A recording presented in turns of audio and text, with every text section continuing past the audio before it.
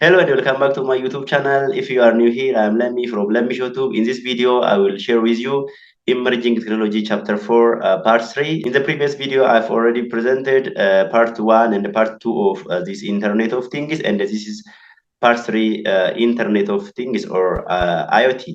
Jira jirtu kabajamtoonni maatiiwwan lammishootu warra nan beekneef ani lammiidhaa lammishootu birraati. Egaan akkuma beekamu viidiyoo darbe keessatti paartii 1 fi paartii 2 Internet of Things irratti viidiyoo babbareedduu isiniif dhiyeessan ture.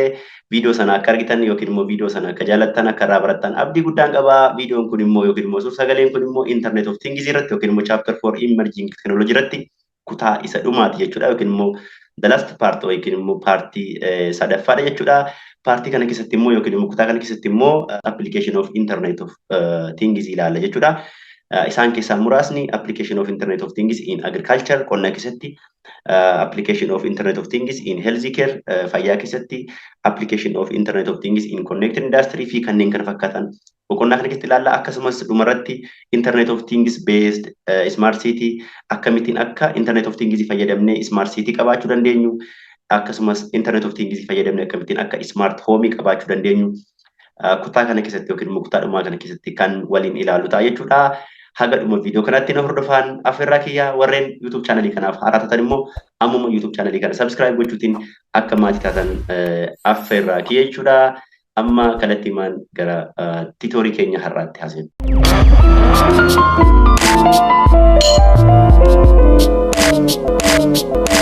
Application area of Internet of Things. Application area of Internet of Things.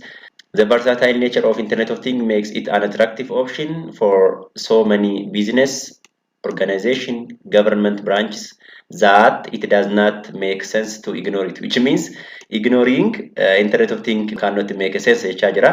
Yookiin immoo Internet of Things kana ignore gochuun yookiin immoo fayyadamuu dhiisuun kun yookiin immoo fudhachuu dhiisuun kuni kiiloon kaasu jechaa jira jechaadha. Here a sample varies in industries and how IoT can be applied jedha. And the following are some of the application area of Internet of Things, in which the first one is application of Internet of Things in agriculture.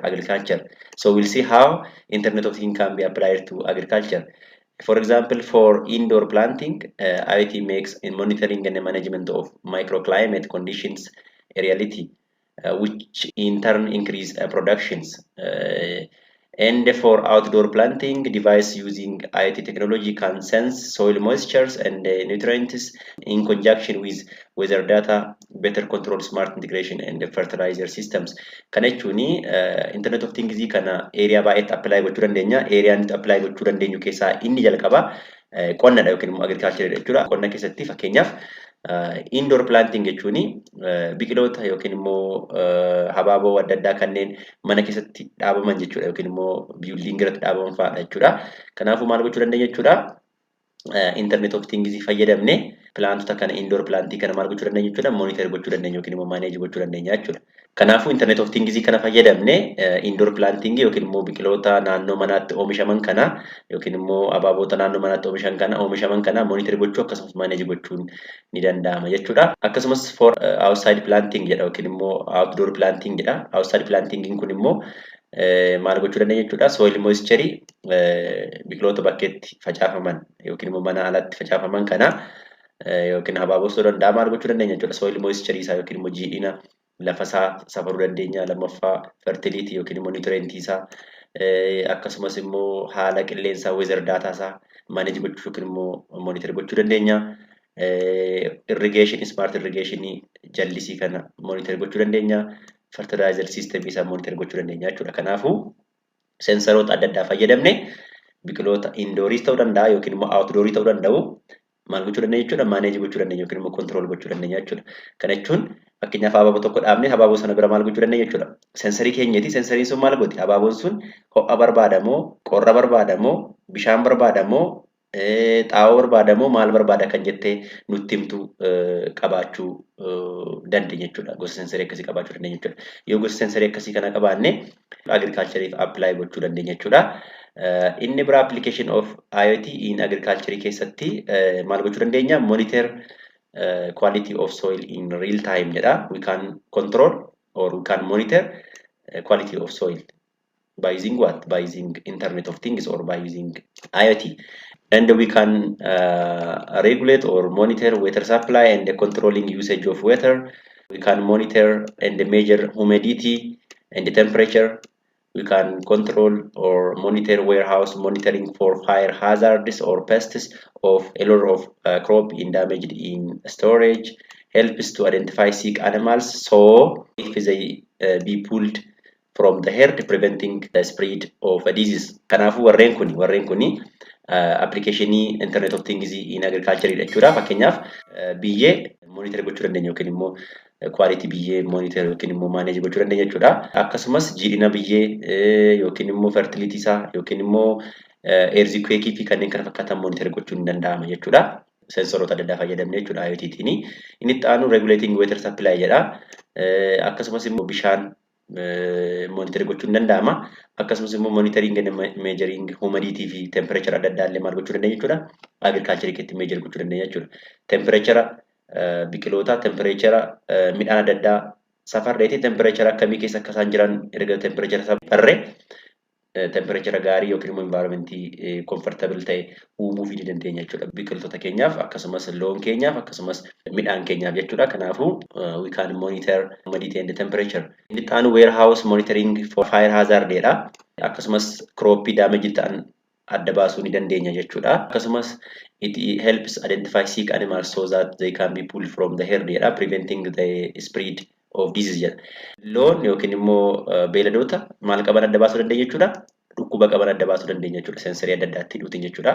Akkuma fakkeenyaaf sa'aatii kana hidhadhee sa'aatii kana smart watchii kan hidhadhee dhiibbaa dhiigaa kiyya, rukuttaa onnee kiyya fi kanneen kana fakkaatan safaru nullee maal gochuu dandeenya jechuudha. Loonitti morma isheetti yookiin luka isheetti yookiin gurra isheetti iddoo isheetti sensorii hidhuutiin sanaan booda loon dhukkuba qaban loon eessa akka jiran marga maalii akka nyaachaa jiran adda baasuu dandeenya jechuudha. Kanaafuu siiqanii maaliin adda baasuu hin danda'ama jechuudha. So these are some of the application area of Internet of Things in agriculture. And let us see the application of Internet of Things in agriculture by using this diagram. Here, for example, we have auto-spreading auto-spreading drone for crop. We have diagnosis disease, which means we have a sensor which can diagnose or identify a disease from this plant. And we have also we have variable rate of fertility, a sensors which measures the fertility of a soil, fertility of a soil. We have also a sensor which measure water stress or moisture of a soil. We can also measure field monitoring, or we can monitor fields by using a different drone or another sensors. We can also measure soil erosion or control or monitor soil erosion. We have also here smart data, and we have also crop yield analysis. So here there is a guy who is controlling the agriculture by using smart devices or smartphone. Kanarratti kun akkuma sarara argitanii kun application internet of things maal keessattidha jechuudha. Agriculture keessattidha jechuudha. Kun osoo barraate akka argitanii namichi kun hin jira. Namni kuni smartphone qaba, bilbila smart ta'e qaba. Bilbila smart ta'e kanaanii waan hunduma control gochuu ni danda'a jechuudha. Waan hunduma control gochuu danda'a. Fakkeenyaaf maal gochuu danda'a? Oomishaaf oomishtummaa kana jechuun crop yield analysis ilaaluu ni danda'a jechuudha. Sensaroon adda addaa ni jiraatu. Oomishaaf oomishtummaa predict godhanii moobaayil isaatti itti himuu danda'u. Karaa moobaayilii isaa haga kana oomisha akka kana argachuu dandeessa. Waggaatti uffama kana bu'aa argachuu dandeessa jedhanii itti himuu ni danda'u jechuudha. Asirraa maal jedhaa? Auto spreading jedhaa. Kun akkuma asirraa argitan dirooniin hin jirti. Dirooniin kun maal godha jechuudha? Qoricha ta'uu danda'a yookiin immoo bishaan ta'uu danda'a. Biqilootaaf akkasumas immoo midhaaniif maal godha jechuudha? Hin kenniti yookiin immoo itti biifti yookiin immoo itti buufti jechuudha.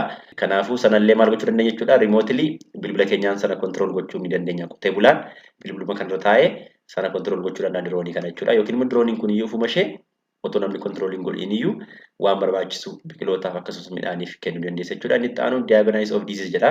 Sensorii maal godhullee qabaachuu dandeenya jechuudha. Kan biqiloota irraa dhukkuba isaanii diagnosis gochuu dandeessu yookiin immoo adda baasuu dandeessu gosa dhukkuba akkamii akka qabu kaameraa kaasuutiin ta'uu danda'a yookiin immoo waan biraatiin ta'uu danda'a. Maal gooti biqiltuun kun yookiin immoo midhaan kun dhukkuba akkasiitiin qabamaa jira yookiin immoo dhukkuba akkasiitiin qabamuuf jettee kan nutti himtu jiraachuu ni malti jechuudha. Inni biraan variable rate fertility jedha.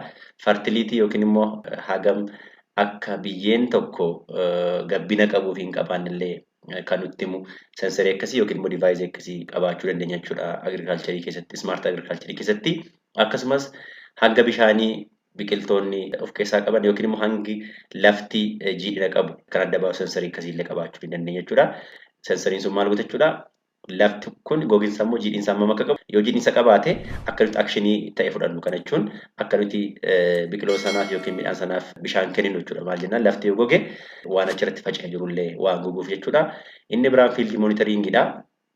Diroon adda addaa fayyadamne yookiin immoo divaayizii biraa fayyadamne maal gochuu dandeenya jechuudha. Fiildii yookiin immoo waliigala lafa keenyaa monitor gochuu dandeenya yookiin immoo kontirool gochuu dandeenya jechuudha. Inni biraan soil erosionidha yookiin immoo dhiqama biyyeellee kontirool gochuun ni danda'ama jechuudha. Maaliin?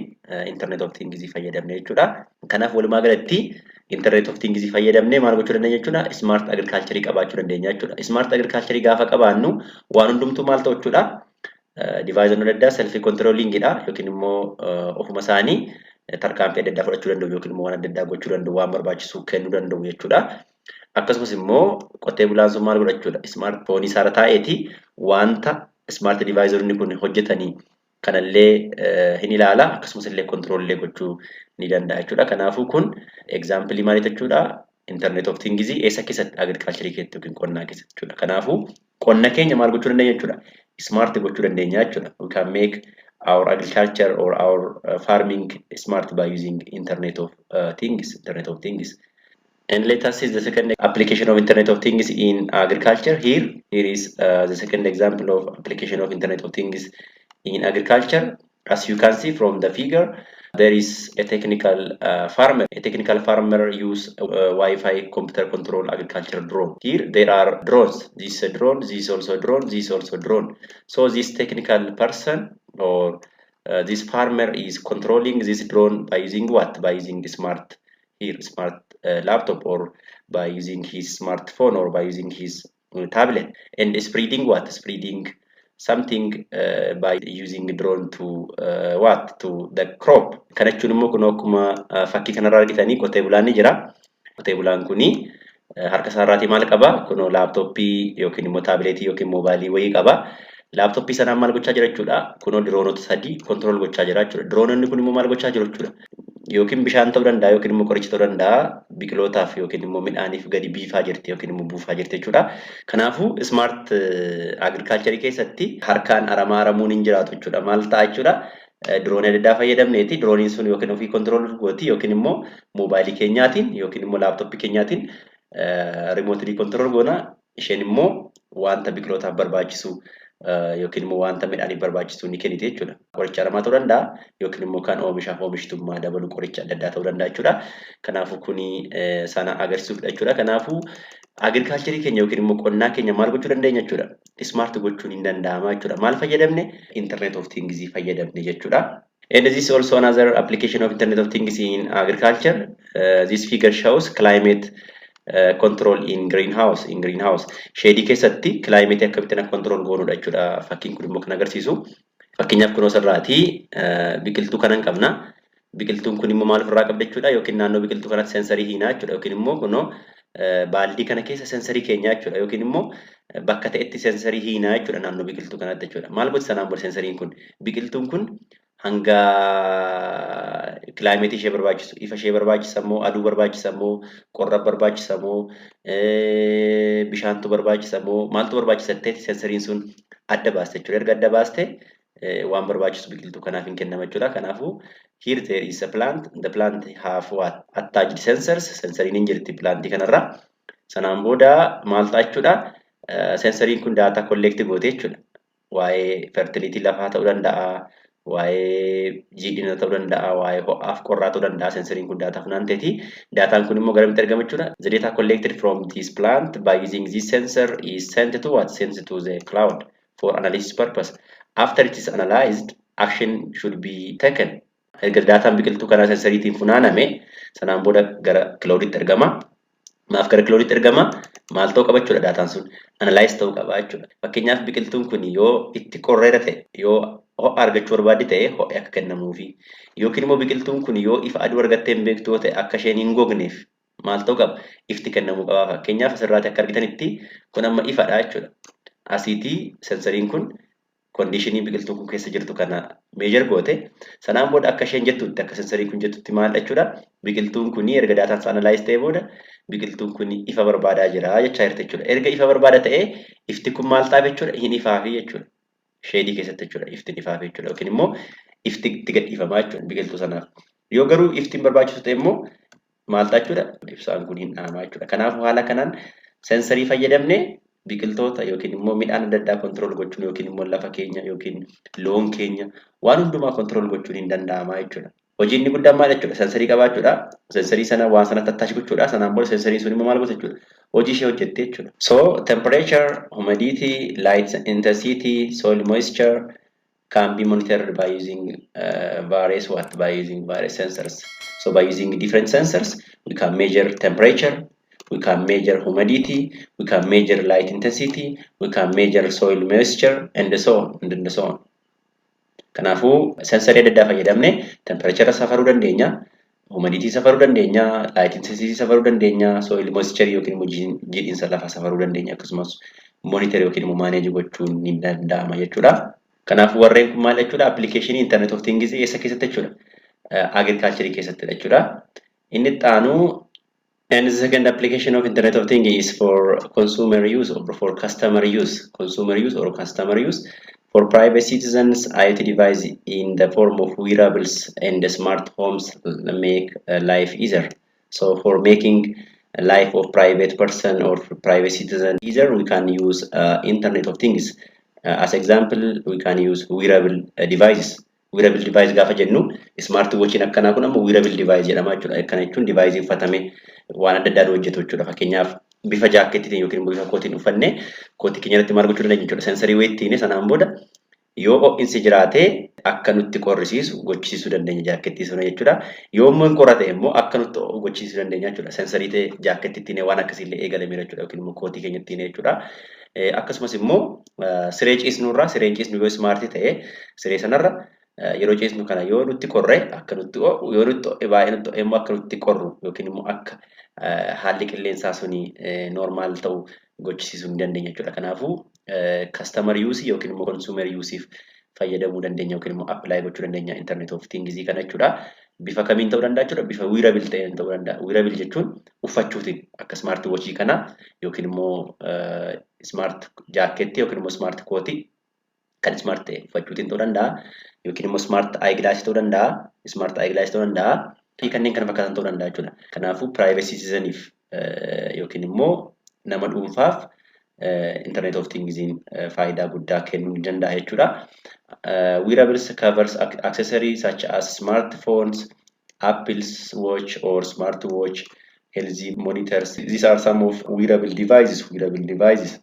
This device improves the entertainment, network connectivity, healthy and fitness. Security is made more accessible as well, with the consumer having the ability to control appliance and light remotely, as well as activating smart lock to allow the appropriate people to enter the house, even if they don't have key.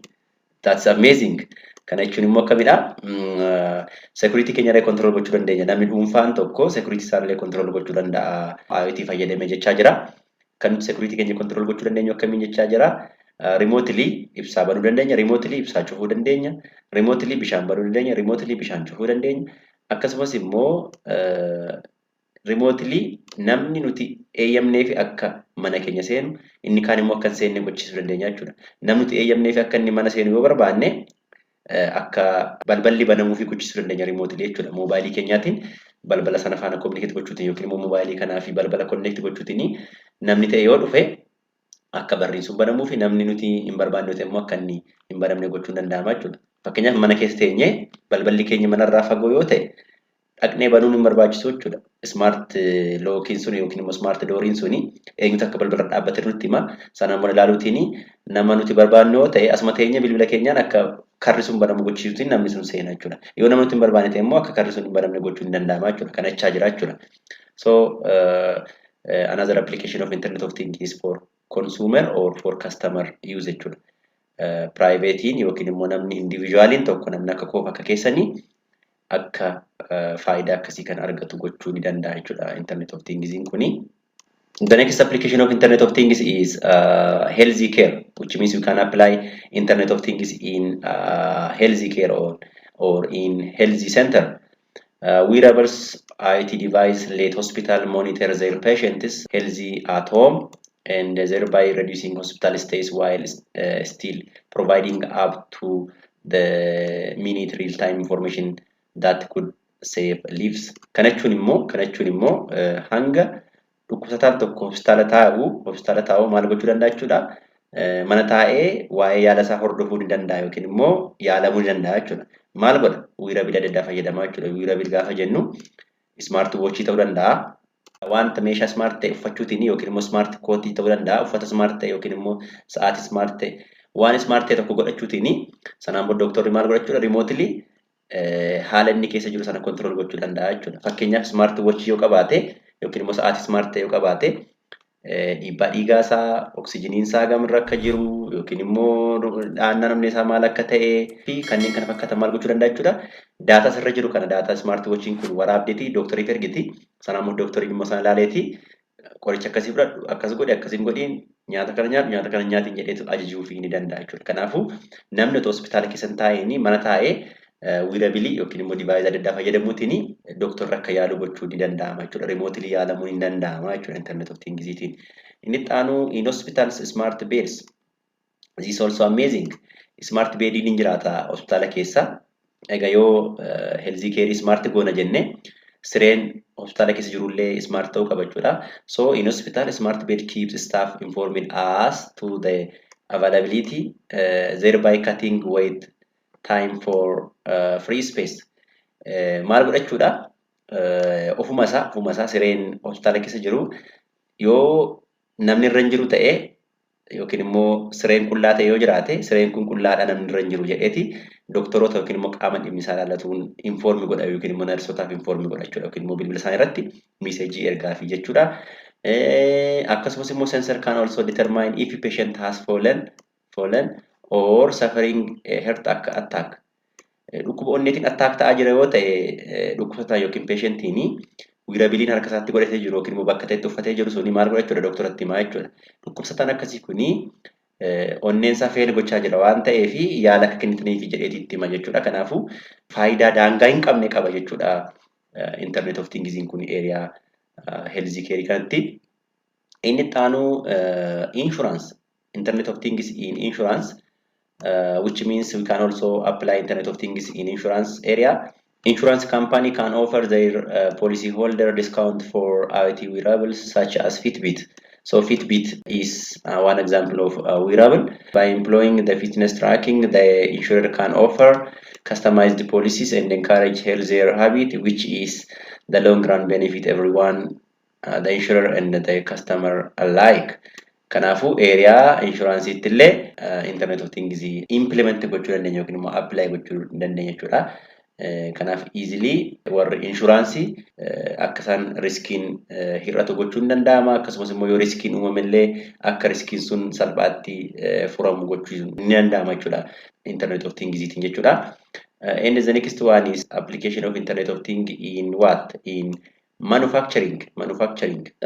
So RFID and GPS technology can help manufacturer track a product from its start on factory floor to its placement in the destination store and the whole supply chain from start to finish. So we can easily manage or we can easily track different good in what? In a company or in our organization. Kana jechuun RFID fi GPS fayyadamne gaafa waanneen adda addaa dhaabbata keessatti oomishamanii maal gochuu dandeenya jechuudha. Yoo isaan bakka oomishaatti gara istoorii deeman track gochuu dandeenya yookiin immoo monitor gochuu dandeenya. Akkasumas immoo istoorii keetti monitor gochuu dandeenya yookiin immoo control gochuun ni danda'ama jechuudha. To the whole supply chain from start to finish jalqaba irraa hanga dhumaatti easily control gochuu dandeenya oomisha keenya jechuudha. These sensors can gather information on travel time, product condition and environmental condition. Kana jechuun sensoroonni manufacturing kana keessatti fayyadamnu maal gochuu danda'u jechuudha. Information gather godhu waa'ee maalii? Waa'ee deemsa product sana gaa productiin sun oomishamee gara stoorii deemu travel time isaa akkasumas product condition isaa condition akkamirra akka jiru akkasumas environmental condition productiin sun yookiin immoo meeshaan suni stoorii keessa ta'uu danda'a yookiin bakkee ta'uu danda'a condition akkamii keessa akka jiru haala ho'isaa qorra isaa maal jechuudha weather condition jechuudha.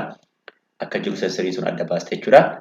Sensor attached to the factory equipment, so we can apply these things by what? By attaching some set of sensor to the equipment or by embedding the sensors in devices. Kana jechuun sensorota kana factory sana keessatti yookiin immoo dhaabbata sana keessatti maal gochuudha? Attach gochuutiin yookiin maashinoota addaa keessatti attach goona yookiin immoo bakka ta'eetiin we can identify bottleneck. To identify bottleneck in the production line, or if there is a lock in production line, and thereby reducing lost time and the waste in adda fi time in akka lost in taane fi bottleneck in yookiin immoo lock in production line keessa yoo jiraate sana identify gochiisuu dandeenya jechuudha. Maaliin sensorota bakka ta'etti hidhuutiin jechuudha.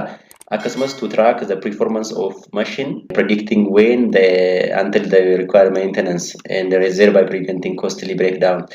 Kana jechuun maashinoonni adda addaa kan dhaabbata keessa jiranii yoo maintenance barbaadanii yookiin immoo yoo akka isaan cabuu danda'an yookiin immoo yoo akka isaan miidhamuu danda'anii predict gochuutiin suphii adda addaa akka ta'uuf gochuun danda'ama jechuudha. Sun immoo maalirraa nama hambisa jechuudha. Baasii guddaarraa nama hambisuu ni danda'a jechuudha. The next one is we can apply Internet of Things in retail yookiin immoo bakka gurgurtaa yookiin immoo bakka selling adda addaatti yookiin immoo bakka gurgurtaatti Internet of Things kan apply gochuu ni dandeenya jechuudha. Online and in-store shopping, sale figure can control warehouse automation and robotics information gleaned from IT sensors. Much of this relies on RFID, which are already in heavy use jedha. Kanaafuu retailii keessatti yookiin immoo bakka gurgurtaa adda addaa keessatti yookiin immoo online shopping adda addaa keessatti Internet of Things kana maal gochuu dandeenya jechuudha.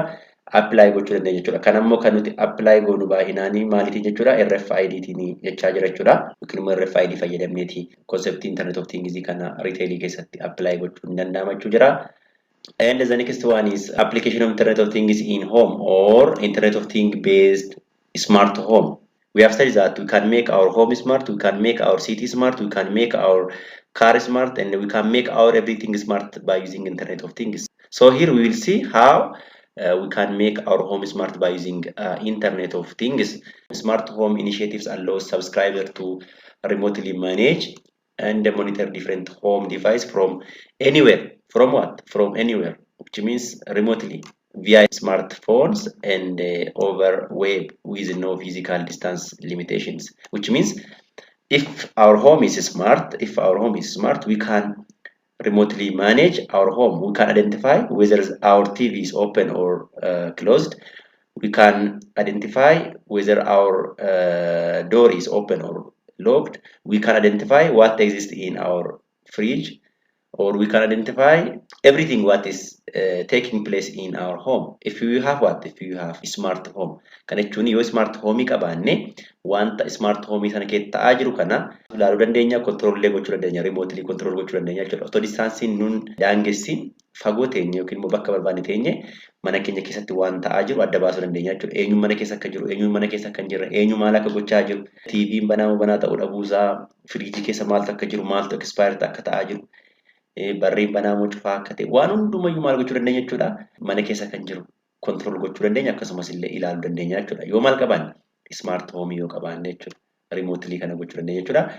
The concept of smart home has become a reality where all devices are integrated and interconnected via wireless network. Kana jechuun smart home kana keessatti meeshaan mana keessa jiru hundi isaa maal ta'uu qaba jechuudha. Smart ta'uu qaba. Smart ta'ee maal ta'uu qaba? Interconnected ta'uu qaba. Kan interconnect ta'u immoo maaliitiin? Wireless networkitiin jechuudha. Kanaafuu yoo device mana keenya keessa jiru yookiin immoo meeshaan mana keenya keessaa qabnu hundi isaa yoo smart ta'e, yoo sensorii irraa qabaate jechuudha. Fi connect yoo goone wirelessiitiin yookiin immoo networkitiin smart home qabaachuu ni dandeenya jechuudha. Kanaafuu smart home realize gochuu fi maal jiraachuu qaba jechuudha. Meeshaan mana keenya keessa jiru smart ta'uu qaba.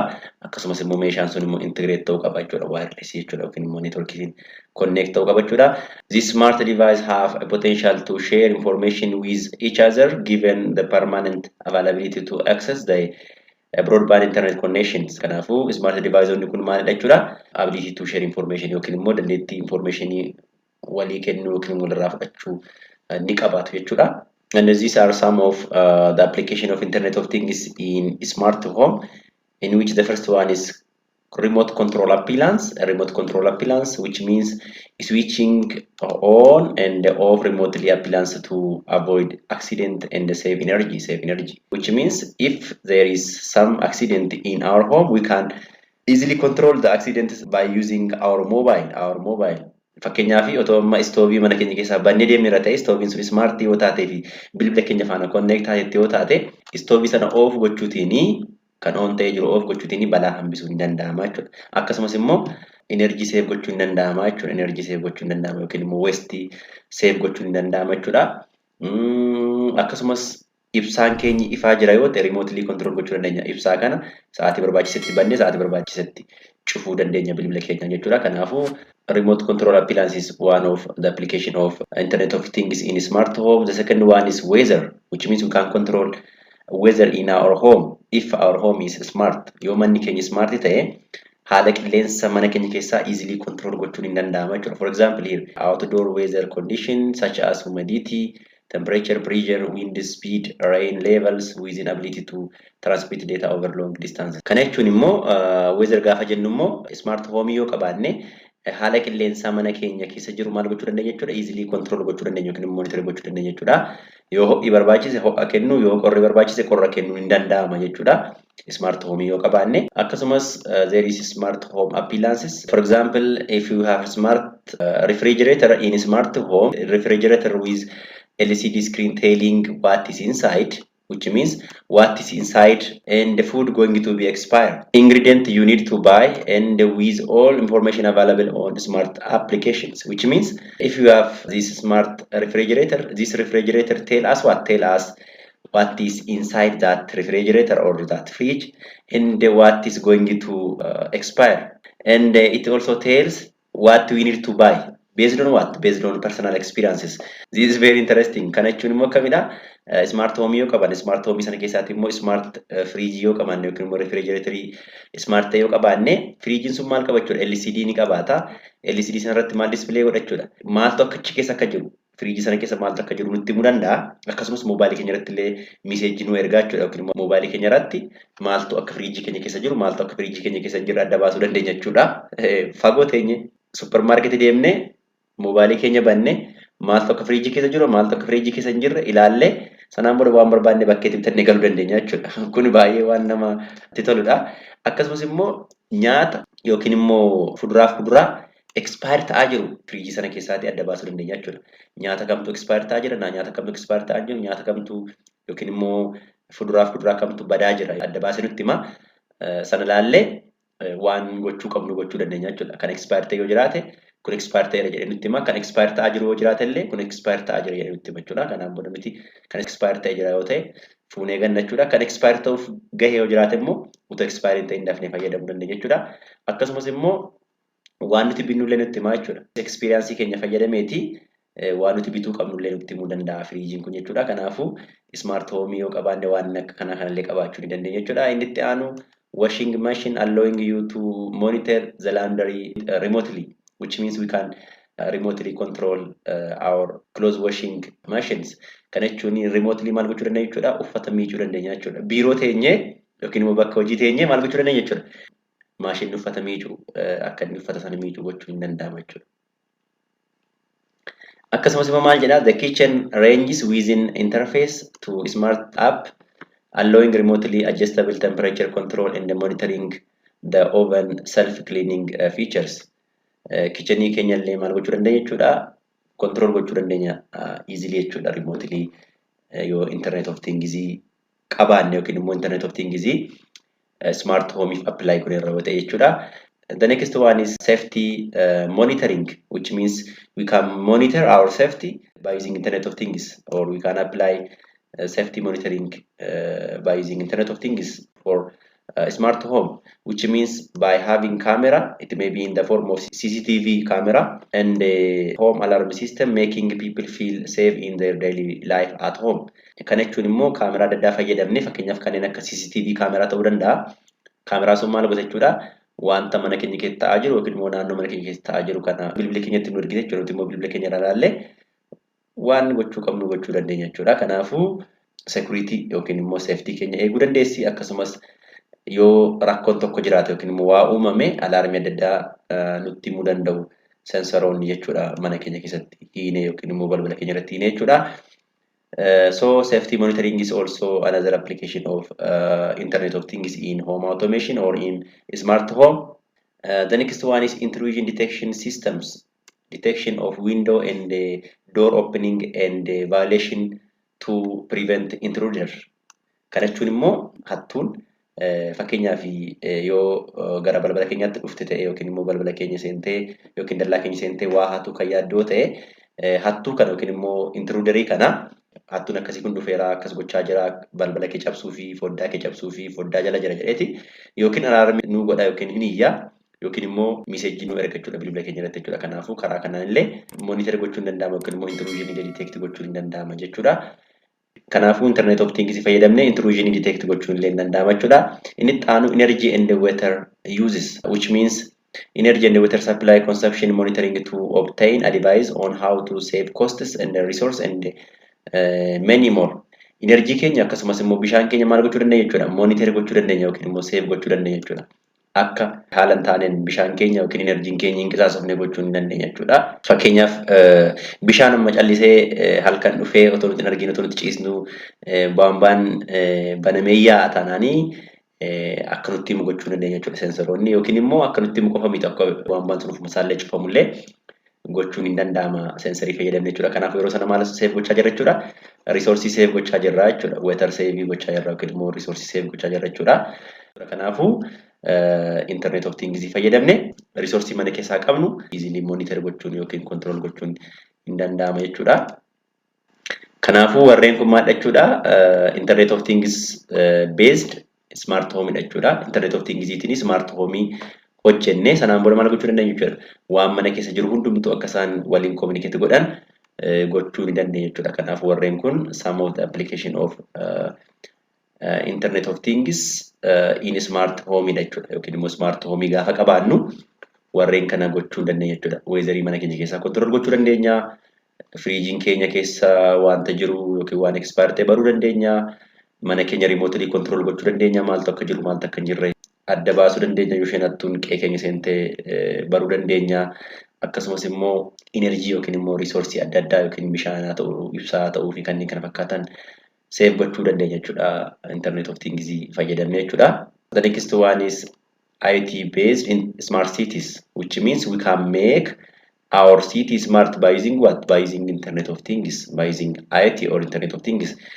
One of the application of Internet of Things in smart city is we can easily manage what? Healthy of structure. It may be bridge, it may be a building or something like that. So monitoring of vibration and material condition in building, in bridge and in historical monuments. Kana jechuun siidaa adda addaa akkasumas riqicha adda addaa akkasumas building yookiin immoo gamoo adda addaa maal gochuu dandeenya jechuudha. Haala fayyina isaanii yookiin immoo istaasii akkamiirra akka isaan jiran adda baasuun ni danda'ama jechuudha. Kana jechuun siitii tokko yookiin immoo magaalaa tokko smart goone gaafa jennu qaama magaalaa keessaa inni tokkoo fi inni guddaan structure waan ta'eef yookiin immoo ijaarsa waan ta'eef ijaarsi magaalaa sana keessaa fayyummaa isaa maal gochuu qabna jechuudha. Easily control gochuu qabna jechuudha. Haala kamiin control goona? Structure gaafa jennu building ta'uu danda'a, gamoo adda addaa yookiin immoo bridge ta'uu danda'a, riqicha ta'uu danda'a yookiin immoo historical monument yookiin siidaa adda addaa ta'uu danda'a jechuudha. Siidaan tokko gaafa yoomii akka cabuu danda'u, gaafa yoomii akka jiguu danda'u, gamoon tokko gaafa yoomii akka inni kollaapsii gochuu akka danda'u, biriijiin tokko gaafa yoom akka cabuu akka danda'u fi kanneen kana fakkaatan maal gochuu dandeenya jechuudha. Easily monitor gochuu dandeenya jechuudha yoo smart city qabaanne jechuudha. So if you have smart city, we can easily control the structural health of bridge, building and so on. Fakkeenyaaf kun asirratti kun amma biriijiidha yookiin immoo riqichadha. Riqicha kanarratti sensarii ta'e hidhuutiin yoom riqichi kun akka cabuu danda'u yookiin immoo balaan akkamii akka irra ga'uu danda'u akka isheen nutti himtu gochuu hin danda'ama jechuudha. Akkasumas illee building adda addaa jechuudha. Fakkeenyaaf kun akkuma asirraa argitanii yeroo adda addaatti riqicha adda addaa fi gamoon adda addaa addunyaa kana keessaatti bakka adda addaatti maal ta'a jechuudha. Cabee lubbuu namaa balleessaa jira jechuudha. Kanaafuu otoo sensariin jiraate gaafa balaan qaqqabuuf jedhu nutti himte jechuudha. Dursitee buildingiin kun yookiin immoo riqichi kun otoo smart ta'e jechuudha. Fakkeenyaaf kun akkuma asirraa argitanii buildingiin kun buildingii jigeerudha. Kunichillee buildingii jigeerudha jechuudha. Ishee kan lamaaniin poor structural monitoring jechaa jira jechuudha. Maal jennaani? building ma ijaarre malee yookiin immoo bridge ijaarre malee yoominni akka inni cabuu danda'u yookiin immoo hagamiif akka inni tajaajilu waa fi kanneen kana fakkaatan akkasittiin ijaan ilaallee beekuu dhabuu ni dandeenya jechuudha. Kanaaf future trend yookiin immoo kana booda gaafa magaalaa smart goonu or when we make our city smartest we can easily control a bridge and a building by using what? By using different sensors, using sensors and drones for monitoring a bridge and a building. Kanaafuu akka future trend itti maaltu yaadamaa jira jechuudha.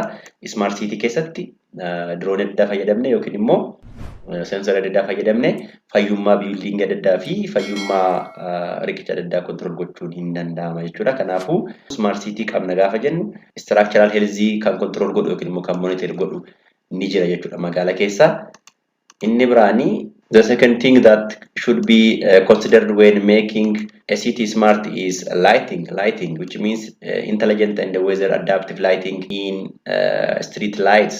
Kana jechuun kun akkuma asirraa argitanii karaan hin jira. Karaa kanarra immoo maaltu jira jechuudha? Ibsaan adda addaa ni jira.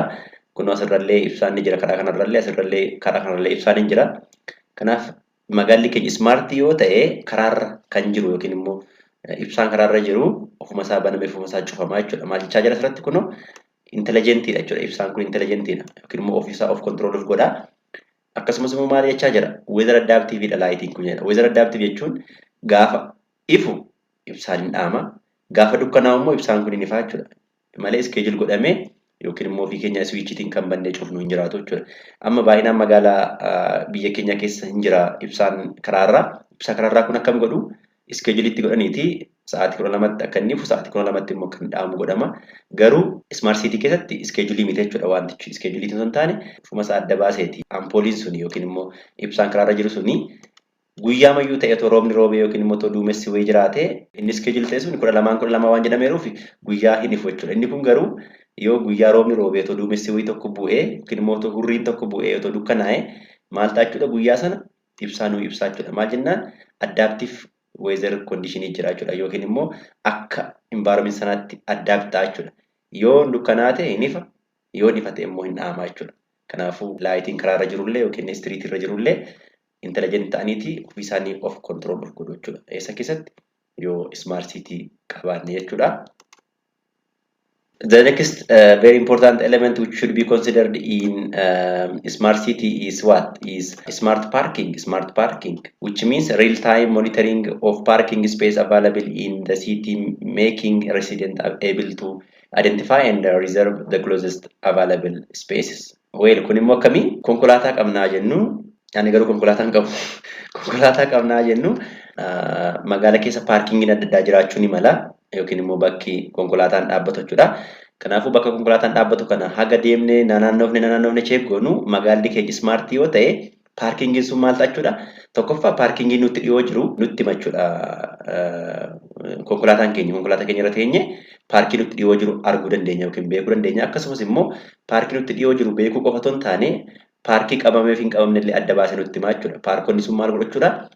Paarkiin kun guuteera asitti paarkii gochuu dandeessu yookiin immoo makiinaa dhaabuu dandeessu jedhee nutti himaa jechuudha. Kanaafuu konkolaataa keenya qabannee paarkingii barbaachatti magaalaa keessa naanna'uun hin jiru jechuudha. Isa kamtu akka firii ta'e, isa kamtu akka nutti dhiyoo jiru, isa kamtu akka nurraa fagoo jiru makiinaa makeenyaan yookiin immoo konkolaataa makeenyaan ilaalleeti bakka barbaade deemnee paarkii gochuu ni dandeenya jechuudha. Kun akkuma argitanii asiitii biildingii jala maaltu jira jechuudha. Konkolaataan paarkii ta'ee jira yookiin dhaabbatee jira. Kanaaf konkolaataan biraan otoo dhufuu barbaade paarkiin kun guuteera waan ta'eef asin dhufiinii paarkingiin guuteera yookiin immoo qabameera jedheeti konkolaataa biraa kan as dhufuu yaaletti hima jechuudha. Kanaafuu haala kanaan paarkingillee smart gochuun hin danda'ama yookiin immoo bakka konkolaataan dhaabbatullee smart gochuun hin danda'ama magaalaa keessatti jechuudha. The next one is safety monitoring in smart city, which means digital video monitoring, fire control management and public announcement systems. Kana jechuun magaalaa keessatti maal qabaachuu dandeenya? Safety monitoring qabaachuu dandeenya. Akkuma smart home keessatti safety monitoring qabnu, smart city keessatti illee safety monitoring jiraachuu qaba jechuudha gaafa magaalaa tokko smart goonu jechuudha. Kana jechuun kan video waraabu yookiin immoo kan suura waraabu magaalaa keessatti waan ta'aa jiru kan waraabu jechuudha. Hattuun gaafsicha boolla seente jechuudha. Maal jennaani waan magaalaa keessatti ta'u hunda hin waraabama jechuudha. Nama reebeen shama xaxaane yookiin waa godheen badaan hin danda'amu jechuudha. Maal jennaani digital video monitoring hin jiraata jechuudha. Yookiin immoo kan video waraabu yookiin immoo kan suura kaasu injiraata magaalaa keessa jechuudha. Akkasumas fire control management system balaa ibiddaa kan control gochuu danda'u sensoriin adda addaa ni jiraata magaalaa keessa jechuudha. Akkasumas immoo public announcement systems yoo beeksisni wayii jiraate announce gochuu ni dandeenya jechuudha. Fakkeenyaaf amma gaafa namoonni du'anii yookiin immoo gaafa waa ta'e beeksisuu barbaadamu magaalaa keessatti waa qabataniiti jiraata magaalaa kanaa kan taatan boora akkas waan ta'eef har'a akkas waan ta'eef kan jedhamu sun gaafa sana nafa jechuudha. Magaalli keenya smart yoo taate public announcement system illee ni jiraata jechuudha. And the next one is transportation. So our transportation also will be smart in smart city. Your smart city qabanne transportation in Kenya le malta jechuudha smart ta'a jechuudha. Smart roads and intelligent highways with warning message and diversions according to the climate condition and unexpected event like accident or traffic jams. Yoo traffic jam hin jiraate yookiin immoo yoo crowdiness hin jiraate yookiin immoo konkolaataa walitti baay'atee jiraate karaan keenya maal jedha jechuudha. Karaa kanarra hin deemini yookiin suuta deemi yookiin asirraan dhufiini balaan tiraafikaa qaqqabeera yookiin karaan cufameera jedhee nutti hima jechuudha. Fakkeenyaaf balaan ta'e otoo naannoo Moojootti uumame nuti immoo Finfinnee teenye Finfinnee gara Moojoo deemna taananii akka hin deemne nutti hima jechuudha. Naannoo Moojootti akkas uumameera karaan cufameera waan barbaachisu hunda nutti hima jechuudha. Kanaafuu transportii keenya illee maal gochuu dandeenya jechuudha yookiin immoo travelii keenya illee smart gochuun ni danda'ama jechuudha. Smart city keessatti maal fayyadamne internet of things fayyadamne jechuudha. Inni biraan waste management dha. The next one is waste management, which means we can easily manage the waste from the city by using internet of things. Here detection of rubbish levels in containers to optimize the trash collection route, garbage cans and recycle bins with RFID tags to allow the sanitation staff to see when the garbage has been put out. Wow! Magaalaa keessa fakkeenyaaf balfa adda addaa jiraachuu ni danda'a. Balfa adda addaa kana trashiin jiraata miti trashoon ni jiraatu yookiin immoo bakka itti balfi yookiin waraqata adda addaa ta'uu danda'a yookiin immoo waan adda addaa bakka itti gatamu trashiin ni jiraata. Sanaan booda trashiin sun yoo guute yookiin immoo recycle biniin sun yoo guute maal goota jechuudha. Trashiin sun ufuma isheetiin namoota qulqulleessanitti maal jette jechuudha. Guuteera waan ta'eef kottaa gataa yookiin immoo trashiin kan biraan haa dhufu jetteeti staafii informii gooti jechuudha. Kana jechuun trashiin suni yookiin immoo kaaniin sunii fi recycle biniin suni yookiin immoo bakka itti balfi gatamu suni yookiin baaldiitti balfi naqamu suni ofuma ishee maal jechuudha smartidha jechuudha. Otoo smartii miltee guuteeran guunnettee staafii informii gootu turte yookiin immoo qulqulleessitoota informii gootu turte jechuudha. Kanaafuu isheen illee smart taatetti haala kanaan westii magaalaa keessaa yookiin immoo balfa magaalaa keessaa easily manage gochuun ni danda'ama jechuudha. Kanaafuu gabaabumatti yoo smart city qabaanne structural health magaalaa keessaa easily manage gochuu dandeenya. Laayitii magaalaa keessaa easily manage ta'uu danda'a. Akkasumas parkingin easily monitor ta'uu danda'a yookiin immoo manage ta'uu danda'a. Akkasumas safety keenya manage gochuu dandeenya. Transportation easily manage ta'uu danda'a. Waste manage ta'uu danda'a jechuudha. Fakkeenyaaf utuma diagraamii kana ilaalle as kanaatii maal qabnaa? Structural health care jedha. Logistikiin hin jira, home automation hin jira, smart parking hin jira, smart building hin jira, intelligent retail hin jira. Waan hundumtuu maal ta'eera jechuudha connect walitti ta'eera jechuudha. Connect ta'eera. Kanaafuu magaalaa smart taate kan waan hundumtuu connect waliin ta'ee waliin communicate gochuu danda'u uumuun hin danda'ama yookiin immoo hojjechuun hin danda'ama jechuudha. Maaliin internet of things yookiin immoo IoT tiin jechuudha.